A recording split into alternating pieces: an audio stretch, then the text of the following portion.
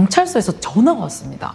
피의자 신분으로 좀 출석해달라, 조사받으러 오시라라는 거예요. 근데 살면서 경찰서 한번 가본 적 없는 분이 갑자기 내가 경찰서에 피의자를 출석을 해야 되는 거죠. 대부분 이때 이렇게 생각하십니다. 난 뭐 당당하니까 가서 솔직하게 말하면 되겠지. 난 떳떳하니까. 근데 이게 가장 위험한 생각입니다. 왜냐하면 경찰 조사에서 잘못 말 한마디 했는데 나중에 그 재판에서 유죄의 증거로 쓰일 수 있거든요. 형사사건에서 가장 중요한 건 사실 재판이 아닙니다. 재판까지 가기 전에 수사 단계에서 끝내는 게 최선입니다. 이건 제가 8년간 형사사건을 다루면서 얻은 확신이고 오늘은 그 이유를 좀 구체적으로 말씀드리려고 합니다. 대구 법무법인 결실의 대표 변호사 이한나입니다. 형사사건에는 골든타임이 있습니다. 결론부터 말씀드리면 경찰 단계가 골든타임이고 검찰 단계가 선처의 마지막 기회예요. 많은 분들이 정 안 되면 재판까지 가서 내가 그때 가가지고 제대로 좀 반박을 해가지고 무죄 받으면 되지 않을까? 현실은 그렇게 간단하지가 않거든요. 왜냐면 검사가 기소를 결정했다는 거는 수사기관이 유죄라고 생각할 만한 증거를 이미 충분히 모았다, 나 자신 있다라는 뜻이거든요. 그 상태에서 내가 법정에 서면 이미 상당히 불리한 싸움이 시작된 겁니다. 실제로 검사가 아무나 기소하지는 않거든요. 그래서 저는 수사 단계에서부터 좀 적극적으로 개입하는 편입니다. 구체적으로 뭘 하냐 하면 첫 번째, 경찰 조사 전에 반드시 사전 면담을 해요. 상대방의 고소장 내용을 먼저 확인을 하고 의뢰인이랑 고소장에 대한 의견, 조율, 사실관계를 먼저 정리한 다음에 조사에서 어떤 말을 해야 하고 어떤 말을 하면 안 되는지를 좀 미리 연습을 시켜드려요. 둘째, 피해자 신분인 사건이라면 조사에 직접 동행합니다. 제가 옆에 딱 앉아 있는 것만으로도 수사관의 부당한 압박을 좀 차단할 수 있고 의뢰인이 불필요한 그런 진술을 막아줄 수 있거든요. 그리고 중요한 거는 눈치 게임이 있기 때문입니다. 수사기관이 어떤 생각을 하고 있는지를 들어야 되거든요. 그리고 셋째로는 수사 과정에서도 변호인 의견서를 좀 적극적으로 제출합니다. 사실 이 부분이 제가 조금 다른 변호사님들이랑 생각이 다른 부분인데 수사 단계에서 의견서를 잘 안 내시는 분들이 좀 많아요. 재판 단계에서 의견서를 내는 건 좀 어떻게 보면 당연한 건데 수사 단계에서는 괜히 내가 여기까지 인정하거나 수사관 심기를 건드릴 수 있다는 이유로 안 내시는 경우들이 조금 있거든요. 제 생각은 좀 다릅니다. 수사관분들도 결국엔 업무량이 정말 많은 공무원이거든요. 하루에도 여러 사건을 처리해야 되는데 변호인이 법리적으로 정리된 의견서를 탁 제출을 하면 수사관 입장에서도 이 사건을 바로 파악하는데 큰 도움이 되고, 그리고 이 의견서가 경찰이 검찰로 사건을 보낼 때 작성하는 수사보고서에도 상당 부분 반영이 될 수가 있어요. 그래서 결국에 피해자에게 유리한 내용이 포함된 수사보고서가 올라가면 검찰에서도 당연히 그 부분을 먼저 검토를 하게 되고요. 결과적으로 불기소나 나중에는 기소유예 같은 좋은 결과로 이어질 가능성이 굉장히 높아집니다. 쉽게 말해서 경찰 단계에서 수사의 방향을 잘 잡아주는 게 수사 단계 변호의 핵심이라고 볼 수 있습니다. 자, 이제 실제로 어떤 사건들이 벌어지는지 제가 구체적으로 좀 말씀드려 볼게요. 제가 가장 많이 다루는 형사사건 유형은 크게 두 가지입니다. 제3범죄, 그중에서도 사기, 횡령이 제일 많고 그 다음이 성범죄입니다.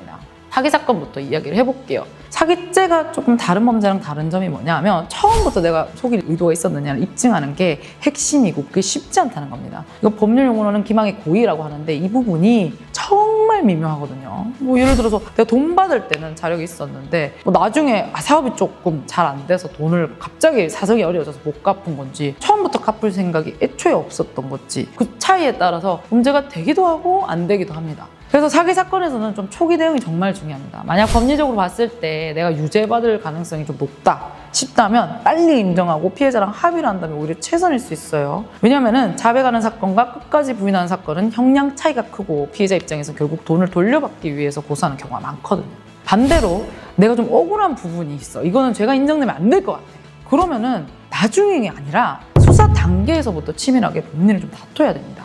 제가 실무에서 의뢰인분들한테 제일 먼저 확인하는 게 뭐냐면 이 사건에서 어디까지 인정하고 어디까지 다퉈야 되는데 무리하게 전부 다 부인하면 오히려 역효과가 날 수 있다라고 먼저 확인을 드려요. 인정해야 될 사건에서 끝까지 버티다가 결국에는 구속되는 경우도 많고, 반대로 이거는 좀 다퉈야 되는데 너무 쉽게 초반에 인정을 해버려가지고 억울하게 전과가 생기고 그런 경우도 있고요. 그 판단을 초기에 정확하게 해줄 수 있는 게 결국엔 변호사의 핵심적인 역할이거든요. 근데 형사사건 중에 제일 무서운 게 뭔지 아세요? 이게 뭐 범죄가 될까? 라고 생각하다가 나중에 법정까지 서는 일이에요. 실제로 이런 일이 있었어요. 연세가 좀 많으신 분들, 그런 분들은 젊은 이성의 신체를 툭툭 치신 일이 있었는데 본인은 친근감의 표현이 우리끼리 뭐 몸도 만지고 이런 것들이 좀 편안하니까 과거 세대에서는 그렇게 하는 게 좀 어색하지 않잖아요. 근데 젊은 세대의 기준에서는 이거는 내가 원하지 않는 신체 접촉인 거죠. 그럼 뭐 강제추행으로 고소가 되는 거예요. 근데 이게 증거가 조금 애매했어요. 영상이 있어도 그게 좀 제대로 찍힌 게 아니어서 저는 이게 무죄를 다퉈보고 싶었는데 제가 아무리 연습을 시켰는데도 우리 피고인의 법정에서의 마지막 최후 진술 대사가 좀 결정적이었어요. 피해자와의 과거 관계를 언급하면서 우리가 원래 이 정도로 친해서 스킨십도 했다!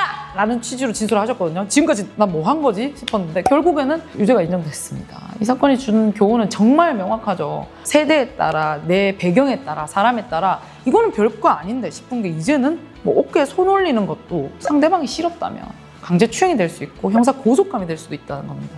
비슷한 맥락에서 작은 일인 줄 알았는데 이게 엄청 걷잡을 수 없이 커지는 경우들이 있거든요. 왜냐하면 내가 일단 고소를 당하거나 공격을 당했다 싶으면은 일단 나도 복수해야 돼.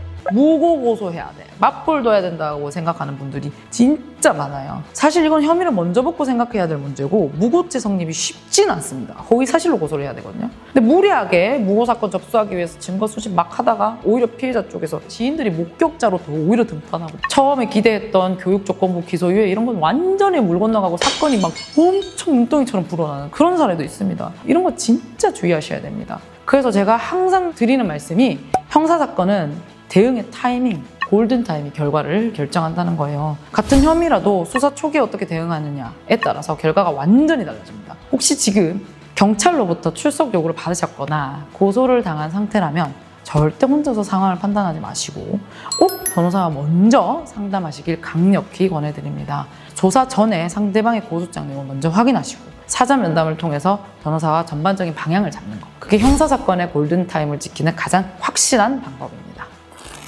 오늘은 형사사건에서 수사단계 대응이 왜 그렇게 중요한지 그리고 실제로 어떤 일들이 벌어질 수 있는지를 제가 말씀드려봤습니다. 궁금한 점이나 다뤄졌으면 하는 주제가 있으시면 댓글로 남겨주세요. 구독과 알림 설정도 부탁드립니다.